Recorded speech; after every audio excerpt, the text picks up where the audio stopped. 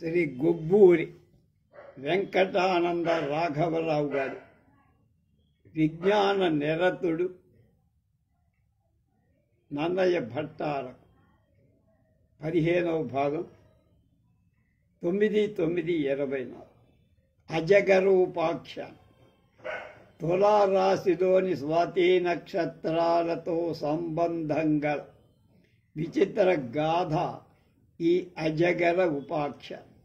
ఇంద్రుడు వృత్రాసురుణ్ణి సంహరించి ఖగోళ భూగోళాలలో ఆ రాక్షసుడి చేత అరికట్టబడిన జలాల బంధనాన్ని వదిలించి జల సమృద్ధి కావించి లోకులకు తాపాన్ని పోగొట్టి.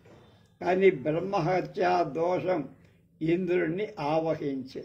ఇంద్రుడు స్వస్థాన భ్రష్టుడై ఆ స్థానంలో నహుషుడు ఈ ఇంద్ర పదవి దక్కి అధికార మద గర్వం చేత వాడి కళ్ళు మిన్ను కనపడ. ఇంద్రాణి అయిన శచీదేవి కూడా తన పక్క ఉంటే కాని ఇంద్రత్వం సార్థకం కాదని వాడికి అనిపించింది. వెంటనే నహుషుడు ఆమెను రమ్మని కబుర్చి ఋషీశ్వరుడు మోసే పల్లకి ఎక్కి వచ్చిన రక్షణలో మోసుకొని వస్తే పల్లకిలో రావచ్చునని ఆ పతివ్రత ఒక షరతు పెట్టి నహుషుడు మునులను పిలిపించి తన పల్లకి మోయమని ఆజ్ఞాపించి తాను పల్లకిలో కూర్చు. తర్వాత మునీంద్రుడు ఆ పల్లకిని ఎత్తుకొని మెల్లగా వస్తూ శచీదేవితో సమాగమాని ఉబలాటం ఎక్కువైన నహుషుడు సప్పన్ అంటే చప్పున నడవండి అని త్వరపెట్టుతూ పల్లకి మోస్తున్న మునులను కాళ్లతో తన్ని అవమానించారు. వీడు సప్పన్ అంటే వాళ్ళు సర్పోభవ పెద్ద పామువై పడి ఉండరా అని అగస్త్యుడు నహుషుడిని శపించి పల్లకి ఎత్తి కింద పడి ఇంద్రపద భ్రష్టుడై అజగరం మహిషియై నహుషుడు నేల మీద పడ్డా. అలా ఆశ్లేషం అనేది సర్పదైవతమైన నక్షత్రం. ఆశ్లేష పెమ్మ తర్వాత వచ్చేది మఘానక్షత్రం. మఘానక్షత్రం ఒక పల్లకిలాగా ఉంటుందట. అది ఆందోళిక పల్లకి రూపంలో మెరుస్తుంది. అలాగే విశేషమేమిటి, మఘ నక్షత్రంలో సప్త ఋషులు ఉదయిస్తారు. అది కూడా గొప్ప కనుక ఆ కథ కుదిరిందక. ఈ చుక్కలను చూసేవాళ్ళకి మఘరూపమైన చుక్కల పల్లకిని సప్త ఋషులు మోస్తున్నట్లుగా అనిపిస్తుంది. తపస్శాలులను అవమానించిన నహుషుడు పెద్ద పామై ఆశ్లేష మొదలైన స్వాతి వరకు వ్యాపించినట్లుగా కింద పడతారు. ఈ మహాహి పాము రూపం ఋగ్వేదంలో, ఐతరేయ బ్రాహ్మణంలో, భారతంలో కూడా వర్ణింపబడి అగ్రు అనేవాడి పుత్రుడు చీమల పుట్టలలో పడి చావకుండా ఇంద్రుడు రక్షించినట్టు ఎప్పటిలాగా బాగు చేసి పైకి తీస్తారు. వాడు ఒక సర్పాన్ని పట్టుకొని పైకి లేచాడు అని ఋగ్వేదంలో 4వ మండలంలో 19లో 9వ మంత్రంలో ఆ సర్పం మహాహి. ఇందాక చెప్పిన పెద్ద పాము కొండ చిలువ అదే, ఇంకొకటి కాదు. ఐతరేయ బ్రాహ్మణంలో 6లో 1లో ఈ క్రింది గాథ చెప్పబడి దేవతలొకప్పుడు సర్వచెరు అనే పేరు గల సత్రయాగం చెయ్యాలనుకున్నారు. కానీ చేయలేకపోయి అప్పుడు కద్రూపుత్రుడైన అర్బుదుడు అనే సర్ప ఋషి వాళ్లతో ఇలా అన్నాడు. కద్రుపుత్రులంతా కూడా పాములేగా, నాగుడు కద్రు నాగమాత అంటాం కనుక ఆ సర్ప ఋషి అతనితో ఇలా సర్ప ఋషి ఇలా అన్నాడు, దేవతలారా, హోత చెయ్యాల్సిన క్రియ ఒకటి మీరు చెయ్యటం మరిచిపోయారు. మీకోసం నేనది చేసి పెడతా.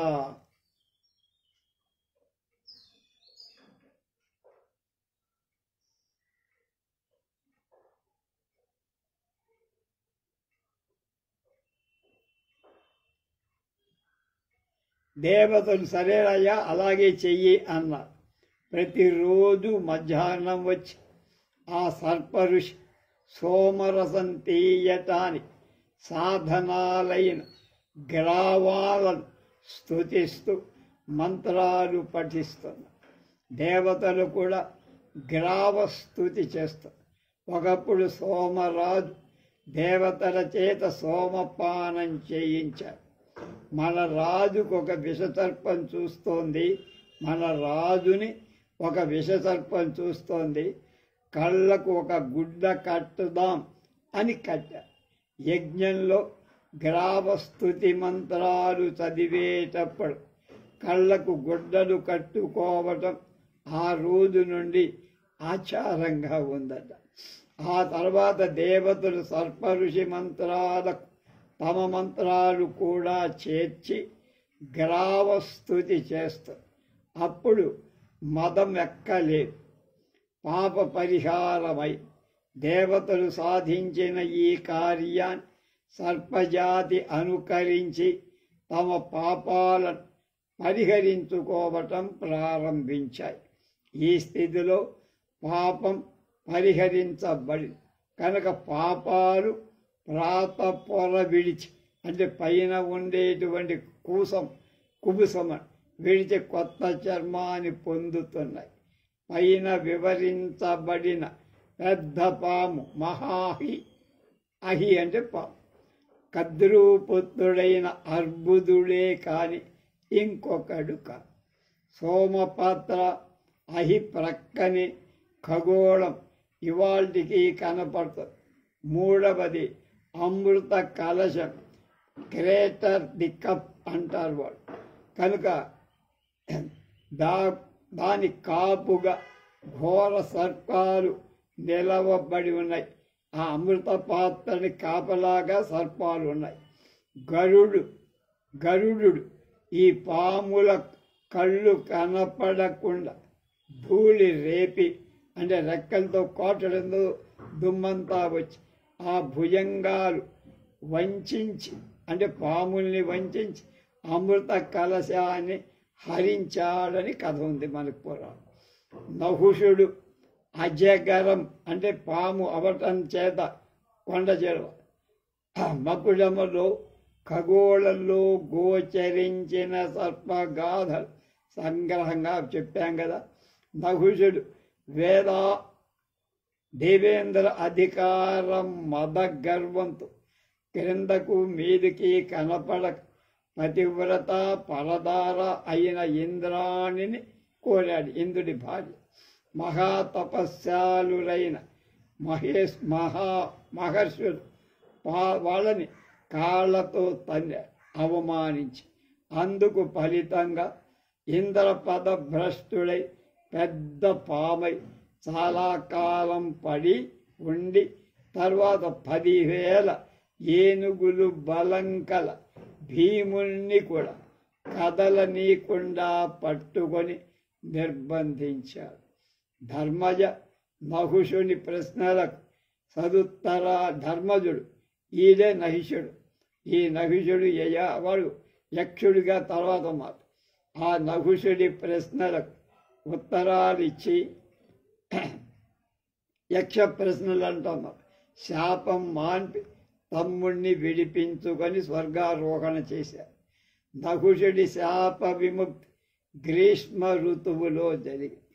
అప్పుడు సూర్య అస్తమానం అయిన తరువాత తూర్పు ఆకాశంలో ముత్యాలల చిత్రా నక్షత్రం పగడల్ల ఎర్రగా స్వాతి ఉజ్వలంగా మెరుస్తూ ఉండే రోజులు శ్రీనాథుడు వర్ణించినట్టు పొద్దుపోయిన తరువాత ఆ రోజుల్లో స్వాతి చిత్రలు తోరణ స్తంభయుగంలాగా తూర్పున ఉజ్వలంగా మెరుస్తాయి.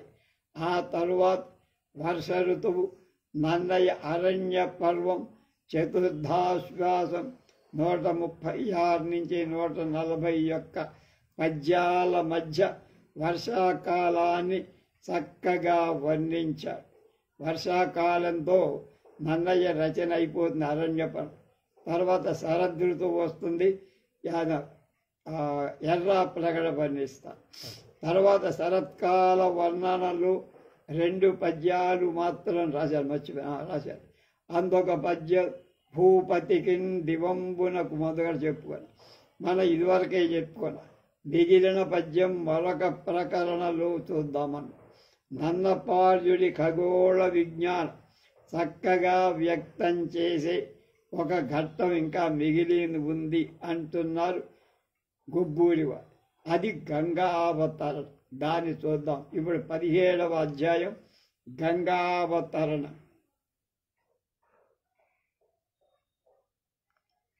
భగవంతుడు మనకు అనుగ్రహిస్తే నేత్ర సౌభాగ్యానికి కేవలం అధోదృష్టితో కాక కొంత ఊర్ధ్వ దృష్టి కలవాళ్ళమై తలెత్తి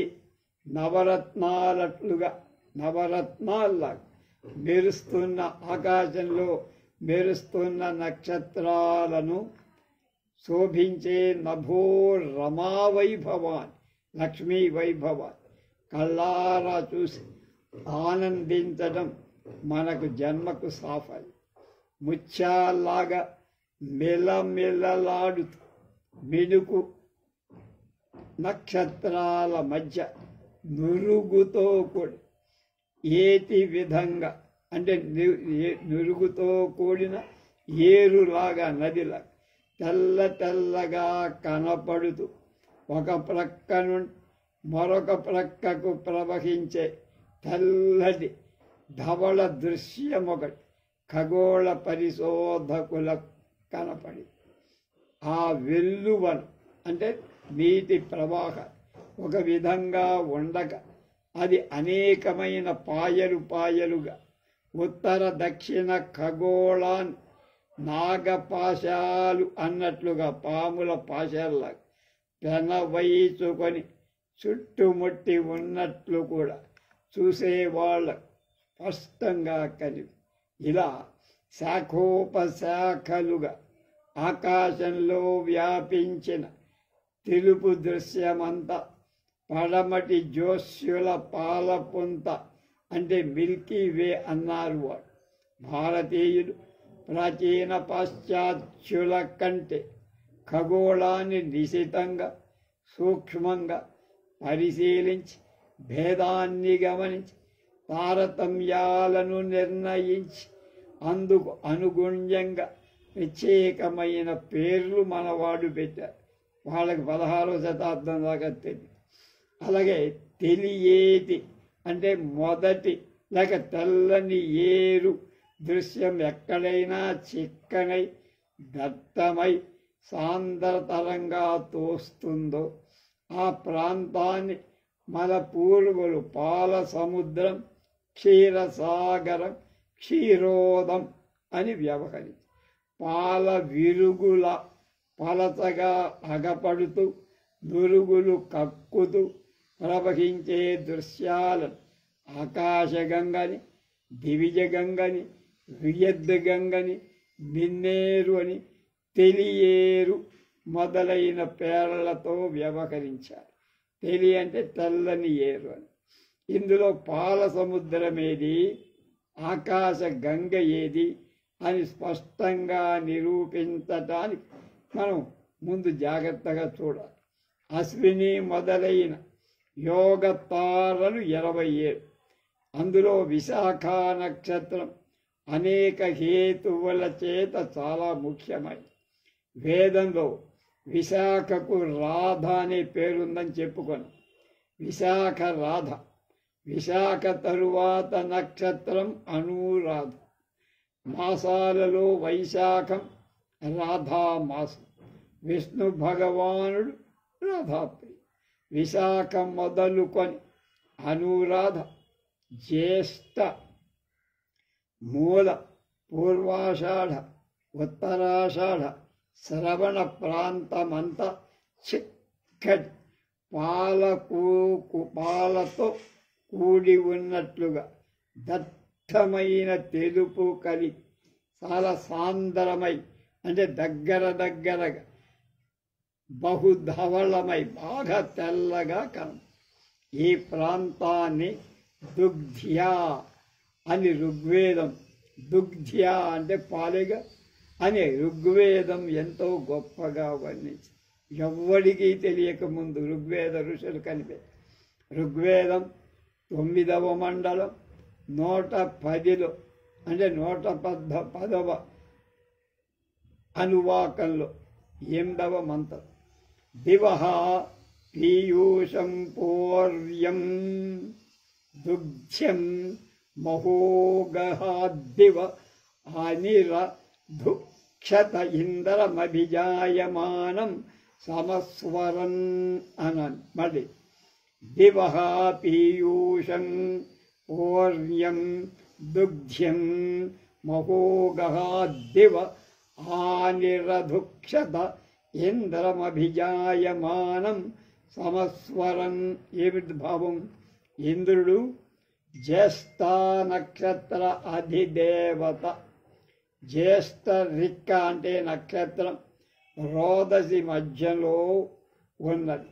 ఆకాశాన్ని తవ్వి పెకలించి లోతు నుండి బయటికి తీసిన పాలలాగా, క్షీరంలాగా అనాది సిద్ధాలై అంటే మన ప్రయత్నం లేక అప్పటికే ఏర్పడిందై స్వర్జ్యాలై ప్రశంసార్హాలైన క్షీరాలను స్తుతిస్తున్న వేద మంత్రద్రష్ట అప్పుడే ఉదయమైన ఇంద్రుడి ఉచ్చస్వరంతో కొనియాడారు. క్రమంగా ఇంద్ర సర్వోత్తమ భావం పోయి వేద ఋషులకు విష్ణు సర్వోత్తమ తత్వం వాళ్ళకి రూఢి అయింది. అప్పటిదాకా ఇంద్రుడిని పట్టుకున్నారు. తర్వాత చూస్తే అంతకంటే గొప్పవాడు కనపడ్డాడు. ఎవరు? విష్ణు. ఆయన క్షీరాబ్ధిశాయి పాల సముద్రంలో పడుకున్నవాడు. అతని పాద అంగుష్ట స్యూత దివిజ పాదాల నుండి దివిజ గంగ ఉప్పొంగుతారు. అలాగే విష్ణు పాదం నుండి దిగువకు ఊరుకయ్యేటువంటి వియద్ గంగగా సంక్షోభాన్ని పోగొట్టి రాజహంస అనేది ప్రశాంతత ప్రసాదించి క్షీర నీల విభాగం చేసి ఇక నెమ్మదిగా ప్రవహించమ్మా గంగా, కంగారు లేదు అని విష్ణుపుత్రికకి దారి చూపి కనుక విష్ణుపుత్రిక అయింది గంగ. గంగాదేవిని పంపింది. ఆ పైన నిర్భర తరంగ డోలామాన మరాళ జాలమై అంటే హంసలతో కూడి దివిజ గంగా భవాని త్రిలోకాధారభూత సకల పాప నివారిణి దేవాంగనా విహార కారణ అయి భృగు పరసు మండలాన్ని దాటి సారథి నక్షత్రాలను అతిక్రమించి ఆర్ద్ర నక్షత్రాన్ని చేరి ఇప్పుడు ఇతర చిత్రాన్ని చూడమని నేను కోరుతున్నానంటున్నారు గొబ్బూరి. ద ఋగ్వేద ఆర్ వేండర్ ఆర్ ఊలి అనే ఒక పాశ్చాత్య జ్యోతిష్యుడు రచించిన నక్షత్రాలకు తాళపు చెవి a key to the stars అనే గ్రంథం మీద వేయబడిన ముఖచిత్రం. ఇందు కుడివైపున ఉన్నది ఎద్దు రూపం. అది బెదిరి ఎదట పడిన దేన్నైనా పొడవటానికి కుమ్ముటూ వస్తున్నట్లు కలం. దాని తల మీద ఉన్న 4 కొమ్ములు, 2 కాళ్ళు, కుడి చివర మెరుస్తున్న కృత్తికా నక్షత్రాలని గమనించాలంటున్నారు. ఇది వృషభ రాశి స్వరూపం. వృషభ రాశిలో కృత్తిక వృషభ రాశిలో ఉంటుంది కనుక ఆ రూపం అలా ఉంటుంది. ఒక పెద్ద ఎద్దులాగా వృషభంలో.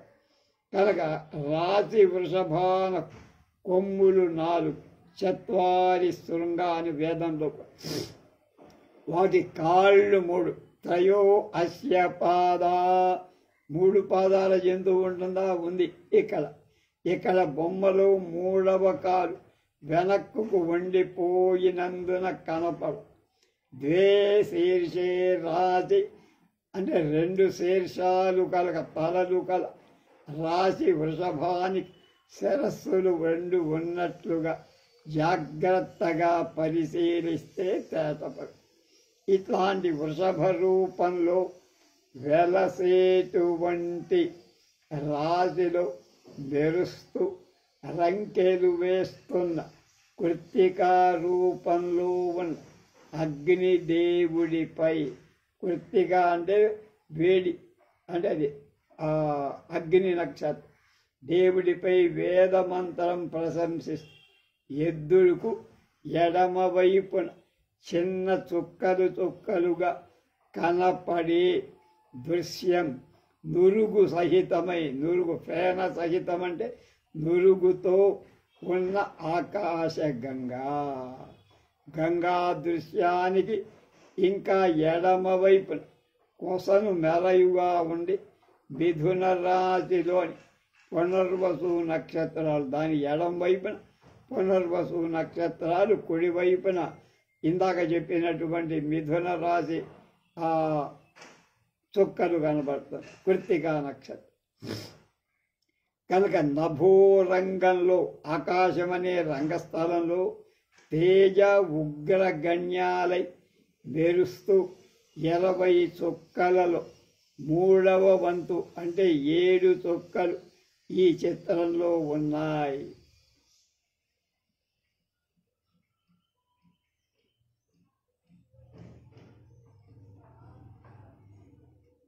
ఇలా ఉజ్వల నక్షత్ర విరాజితమైన ఈ ప్రాంతం నభోరంగంలో ఎంతో దర్శనీయంగా ఉంది, చూడటానికి ముచ్చట.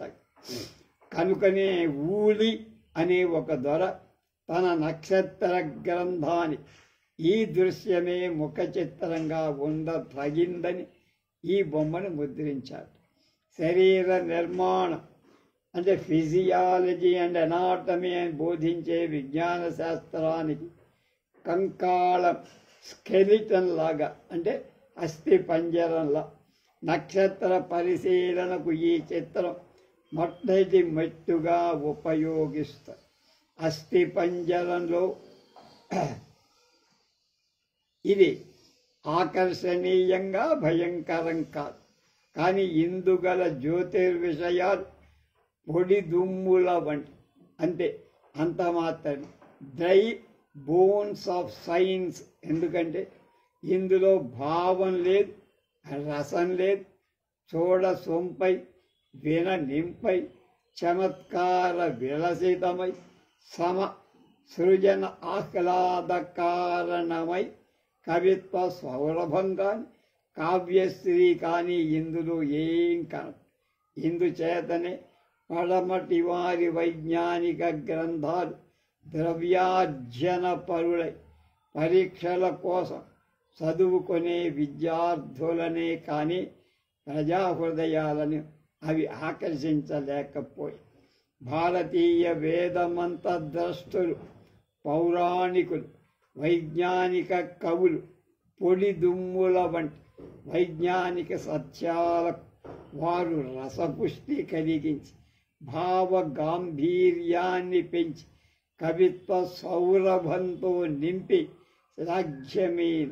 శ్లాఘ్యమైన అంటే గొప్పదైన కావ్య రచన చేసి జనసామాన్యాన్ని కూడా ధన్యుణ్ణి చేశారు. పాశ్చాత్య వైజ్ఞానికులు ఈ విషయంలో చాలా వెనకబడి ఉన్నారు.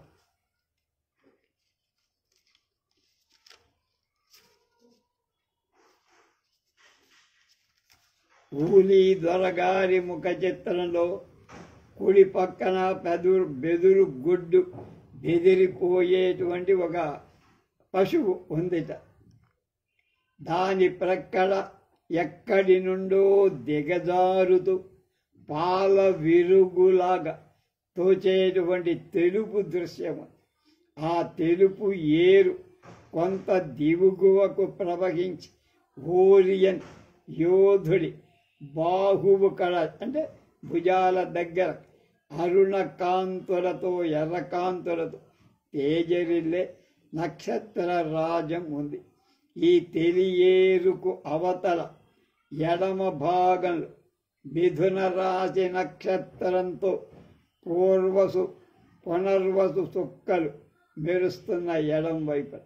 ఈ ప్రాంతాన్ని పడమటి జోసులకు తెలిసిన విజ్ఞానమంతా అంతే వాళ్ళకి తెలుసు. కనుక జనసామాన్యానికి వాడు తెలపగలిగింది అంత మాత్రం. భారతీయులు ఈ పాల నురుగు దృశ్యాన్ని పాల సముద్రం మిల్కీవే నుండి దాన్ని కేటాయించి ఆకాశ గంగ అన్న. ఈ దివిజ గంగ జన్మస్థానం విష్ణు పదం కనుక ఈ సంబంధం భావించుకొన్నప్పుడు ఈ దివిజ గంగ విష్ణుదేవుడి కూతురు శ్రీగంగ సత్పుత్రి అని ఒక చాటు ఉంది గమని. ఈ మిన్నేరు రాజహంస అప్సరస భృగు పరసు సారథి మండలాలను క్రమంగా అతిక్రమించి చివ్వల ప్రవాళ కాంతులతో తేజరిల్లే ఆర్ద్ర నక్షత్రాన్ని చేరుకొన. ఆర్ద్ర రుద్ర దైవతకం అని చెప్పుకున్న ఈ అంశాలను ఆధారంగా భారతీయ కవిలోకం దివిజ గంగా భవానిని ఇలా స్తుతించారు. బ్రహ్మాండ భాండ సంపత్తి కుక్షిని గల్గు పద్మనాభుని పదాబ్జమున పుట్టి అఖిల లోకాధ్యక్షు అడైమించి విహరించు శివు జటాజూటాగ్ర సీమ నిలిచి. ఇక్కడి చిత్రం ఈ అంశాలను స్పష్టం చేస్తుంది. వాళ్ళకి ఆ ఊహా భావన లేదు, మన వాళ్ళు చెప్పారు. ఈ సంబంధ విశేషాల చేత గంగాదేవి ఈశ్వరుడి భార్య నెత్తికెక్కికోవచ్చు. విష్ణుదేవుడికి ఈశ్వరుడు అల్లుడు, ఈశ్వరుడికి విష్ణుమూర్తి మామగారు. ఈశ్వరుడు తన శరీర అర్థం ఇచ్చిన ధర్మపత్ని గిరిజ పార్వతి అంతకు ముందే శివుడికి ఉంది. గౌరికి గంగకు సపత్నీకం ఉంది అంటే సవతిపో. సవతులు ఇలా కొట్లాట తెలుగు జన సామాన్యులు అత్యాదరంతో చదివి ఆనందిస్తారు. గంగావతరణాన్ని వర్ణించే ప్రత్యేక సంస్కృత గ్రంథాలే ఉన్నాయి. నన్నయ భట్టారకు తెలుగు భారతం అరణ్య పర్వ తృతీయ ఆశ్వాసంలో బొమ్మెర పోతరాజు భాగవత నవమ స్కంధంలో గంగావతరణాన్ని వర్ణించారు. ఇవి కాక తెలుగులో ప్రత్యేకంగా గంగావతరణ కావ్యాలు, కథలు, పాటలు, పదాలు ఎన్నో. వీటినన్నిటినీ బట్టి చూస్తే మన దేశంలో సమస్త జనులకు గంగ అవతరణ కథ ఎంతో ఇష్టం, ప్రీతిపాత్రమని అర్థం. ప్రజామోదాన్ని అనుసరించి రాజా రవివర్మ గంగావతరణ చిత్రాన్ని రాశాడు. కేరళ వాడు రాజా రవివర్మ. గంగా భవాని ఆకాశం నుండి అవతరిస్తుంటే ఈశ్వరుడు తన కబర్దాల్లో అంటే దీనిలో ఆ ముడి మీద ఉంచుకున్న దృశ్యం ఎంతో గొప్పగా చిత్రించాడు రాజా రవి. సపత్ని భావంలో గౌరి గంగను కన్నెత్తి చూడటం కూడా అందులో హృదయంగా చూపించి. కానీ అందొక తప్పుందంటున్నారు ఎవరు, మన గొబ్బూరి వారు. బొమ్మ కుడివైపు చూపాల్సిన ఎద్దును రవివర్మ ఎడమ వైపు చూపించారు. అది తప్పుటారు. ఆ లోపాన్ని సవరించి ఖగోళ దృశ్యాన్ని అనుసరించి గంగావతరణ చిత్రం రచించి ఈ దిగువ కింద నేను చూపించానయ్యి చూడండి అంటున్నా. ఈ సందర్భంగా మనం ముఖ్యంగా గమనించాల్సిన సంగతులు ఏమిటంటే గంగావతరణ దృశ్యాన్ని ముఖ్యమైన ఘట్టాలు రెండు. ఒకటి విష్ణు పాదంలోంచి గంగ ఏర్పడటం మొదటి. రెండు, దివిజ గంగ శివుడి నెత్తి మీద చేర్చుకో ఈ మహాదేవుని మౌళిని ధరింపబట్టం రెండవ ఘట్టం. ఈ రెండు దృశ్యాలను ఖగోళం అనేక కాలంలో ఖగోళంలో ఒకే కాలం ఏకకాలంలో సందర్శించటానికి వైశాఖ శుక్ల సప్తమి మంచి అనుకూలమైన రోజు. ఆ రోజు రాత్రి తొలి జాములలో తూర్పు ఆకాశంలో విష్ణు పాదంలో గంగ ఉద్భవించడం చూడగలరు. అక్కడ నుండి ఆ గంగ రాజహంస, అప్సరస, భృగు పరశు సారథి మండలాల మీదుగా ప్రవహించి పడమట ఇక త్వరలో అస్తమించబోయే ఆరుద్ర నక్షత్రాన్ని చేరుకోవటం కళ్ళార చూసి మనం ఆనందించగల అంత ఓపికండి చూడాలి. ఆ సంగతులను గమనించి మన పంచాంగకర్తలు వైశాఖ శుద్ధ సప్తమి రోజున గంగోత్పత్తి అని, గంగ అవతరమని ఖచ్చితంగా వ్రాశారు. వారు అలా రాయటానికి కారణాలు వివరించి చెప్పడానికి ఇంత దూరం వచ్చా నేనంటున్నారు గొబ్బూరి వారు. ఊలీ దొరగారి గ్రంథ ముఖ చిత్రం పైన వ్రాసిన రెండవ ఘట్టం మాత్రమే చూపుతారు. ఈ క్రింది రెండవ చిత్రం రెండు ఘట్టాలను ఏకకాలంలో చూపగలరు. కనుక వైశాఖ శుద్ధ సప్తమి నాడు ఖగోళంలో మనకు కళ్ళార కనపడే దృశ్యమే ఇందులో మనకు వైశాఖ శుక్ల సప్తమి నాటి కంటే ఆ మర్నాడు అంటే అష్టమి నాడు ఈ 4 మినిట్ల ముందు తూర్పు ఆకాశంలో ఉదయిస్తూ 15 రోజుల తరువాత 1 గంట ముందు దీన్ని చూడగా మృగశిర కార్తె రోజుల్లో సూర్యాస్తమయం కాగానే తూర్పు ఆకాశం మొదలు పడమటి ఆకాశంలో త్వరగా అస్తమించబోయే ఆరుద్రా నక్షత్రం వరకు గంగావతరణ దృశ్యం అందులోని 2 ఘట్టాలు వివరాలతో ఆకాశ వీధిలో చక్కగా చూడగా మేఘఛన్నం అంటే మేఘాలు ఆక్రమించని కృష్ణపక్ష రోజులు ఈ దృశ్యం ఇంకా అంటే చీకటి రాత్రుల్లో ఇంకా ఎక్కువగా కనపడుతుంది. రవివర్మ గారి చిత్రంలో గల తప్పులను సంస్కరించి తయారు చేసి ఇది 3వ చిత్రాన్ని ఊలీ దొరగారి ముఖ చిత్రపటంతో తైపారు వేసి అంటే బేరీజు వేసి జాగ్రత్తగా కనిపెడితే పాశ్చాత్య భారతీయ వైజ్ఞానంలో గల తేడా పాఠకులు చక్కగా కనిపెట్టగల.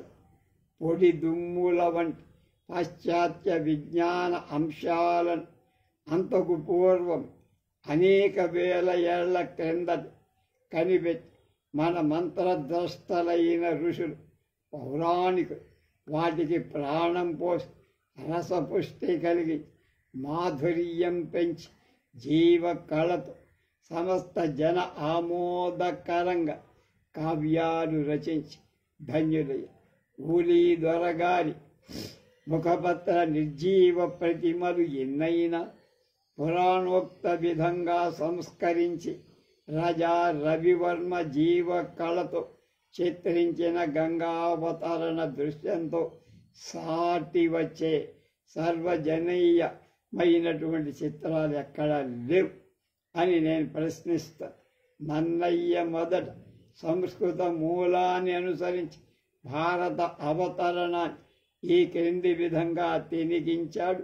ఆది పర్వం 1:76 ఇంబుగ సర్వలోక జనుడవ్వనియేని ముఖామృతాంశు బింబంబున ఉద్భవంబయ భారతవాగమృతంబు కర్ణ రంధ్రంబను అంజలిన్ తవిల్ త్రావుదురు అట్టి మునీంద్రలోక సంపజ్జుంబరము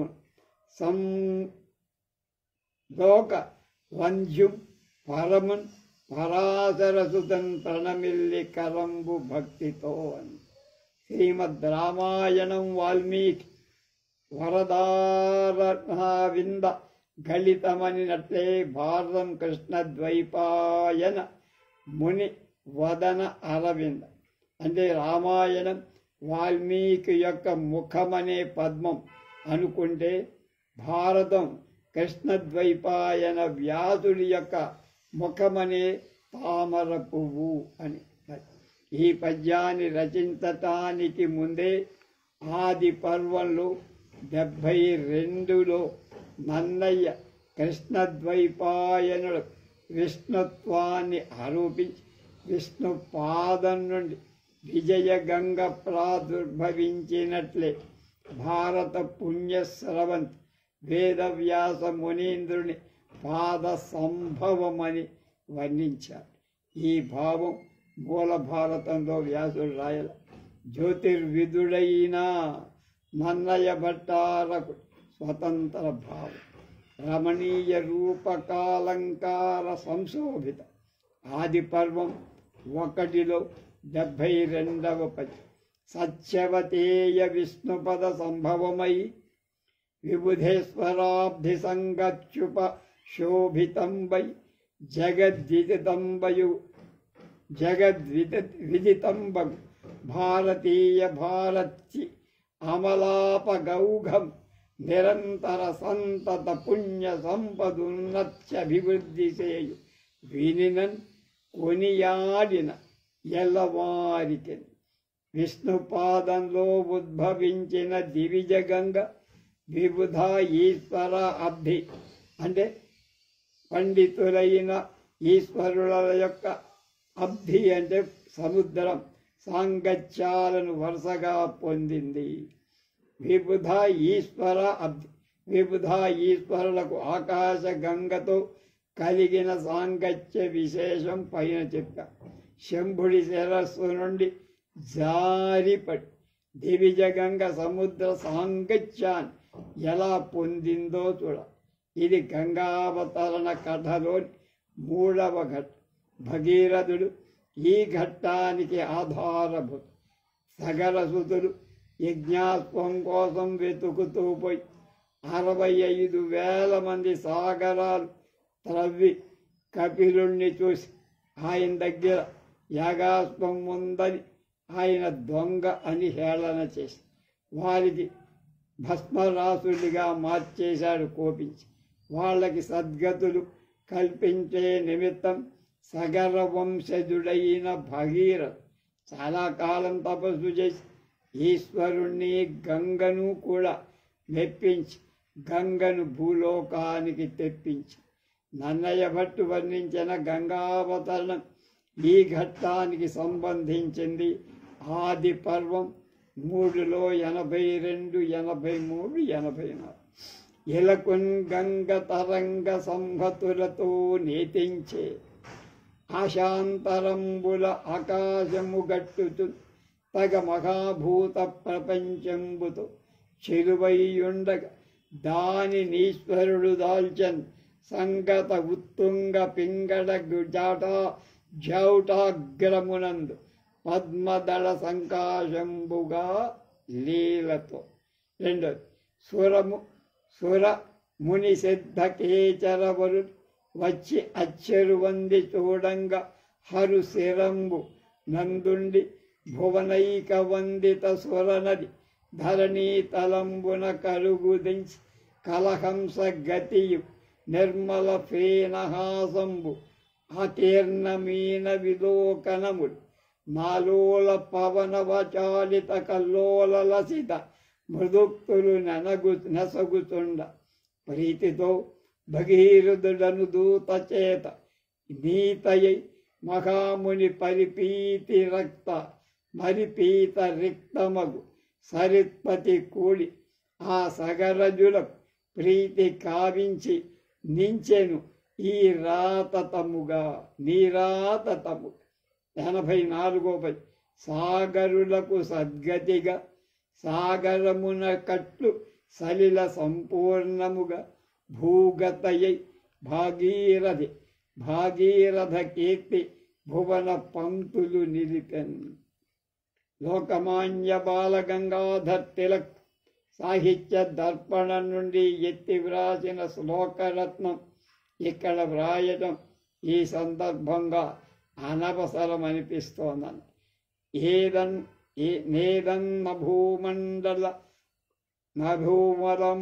మధుమండలమంబు రాశిర్నై తాశ్చ తారానవ ఫేన గంగా వియద్వ్యాపీరాతో. అనవసరం కాదు, అవసరం అనిపిస్తుంది. మళ్ళా ఈ శ్లోకాన్ని రాయడం తగింది, అవసరం. నేదం నభూమండలం మంబురాశిర్నైతాశ్చ తారా నవఫేన భంగా వియద్వ్యాపీ తారాగణం గుణిత ఫేనోద్గమ రుచిర ప్రబాహోరారమ్య పృషది అఘుదృష్ట శరసితే జగద్వీపాకారం జలధివలయం తేన కృతమిత్యనందైవోన్నేయం ధృతమహిత దివ్యం తవ వపు. ఇలా అనాది నుండి అందరి ఆశ్చర్యాన్ని కూర్చే ఈ వ్యోమగంగ కారణాంతరాలచే వ్యాకుల చిత్తుడైన భర్తృహరి మాత్రం వివేక భ్రష్ట సంపాతంగా ఉదాహరించారు. ఆకాశంబునను శంభుని శరంబందుండి సీతాద్రి సుశ్లోకంబైన హిమాద్రి నుండి భువి భూలోకంబునందుండి అస్తోకాంబోధి పయోధి నుండి పవనాంధోలోకముంచేరే గంగా కూలంకష పెక్కుభంగుల వివేక భ్రష్ట సంపాతముల్. మతిలేక గతిలేక ఎవరి మన శరీర తత్వానుసారం వాళ్ళకి ఈ విశ్వం కనపడుతుంది. ఇంతవరకు నన్నయ్య భట్టారకు జ్యోతిర్విజ్ఞాన విశేషాల్లో తేటపరిచే ఘట్టాలు కొన్ని చూశా. మూల భారతంలో లేని సంగతులు ఎన్నో కొత్తగా చేర్చి నన్నయ్య తెలుగు భారతాన్ని రమ్యతరం చేసిన సందర్భాలను నాకు తెలిసిన వరకు నేను మీ ముందు పెట్టి మూల గ్రంథాలలో ఉన్న జ్యోతిర్విశేషాలు కొన్ని మరచో పొరపడో నన్నయ్య భట్ తెలుగులో వ్రాయకుండా విడిచిపెట్టాడని చెప్పాం. అలాంటిది ఒక విషయం మాత్రం ఇక్కడ వ్రాసి ఈ ప్రకరణాన్ని ముగిస్తానంటున్నారు. కుమార అస్త్ర విద్యా సందర్భ రంగంలోని విషయం. సంస్కృత భారతం 135వ అధ్యాయంలో ఇప్పుడు చెప్పే శ్లోకం ఉంది, 304. పంచభిర్భ్రాతృభిః పార్థైర్ద్రోణ పరివృతో బభౌ పంచతారేణ సంయుక్తః సావిత్రేణేవ చంద్రమా. హస్తానక్షత్రానికి అధిదేవత సవిత. సవితృదేవతాకమైన హస్తానక్షత్రతో కూడిన చంద్రుడి ఉపమ. హస్తాపాణినాం పంచ. హస్తానక్షత్రం 5 వేళ్లతో కూడిన అరచెయ్యిలాగా 5 నక్షత్రాలు కలది. అందువల్లే హస్తానే పేరు. కుమారాస్త్ర విద్యా సందర్భంలో రంగంలో ధనుర్విద్యా పారంగతుడైన అర్జునుడు 4 సోదరులతో ద్రోణ గురువు గారితో కూడి చంద్ర సహితమై పంచతారా విశిష్టమై నా హస్తానక్షత్రాల్లాగా మెరుస్తున్నాడని అర్థం. ఇంత చక్కని ఉపమానం తెలుగున వ్రాయకుండా నన్నయ్య ఎందుకు వదిలేశాడు నాను ఊహించలేకపోతున్నా. బహుశా మరచాడా అనుకుంటా. ప్రమాదో ధీమతామ. రేపు ఆహార ప్రకరణంలోకి వెళ్దాం.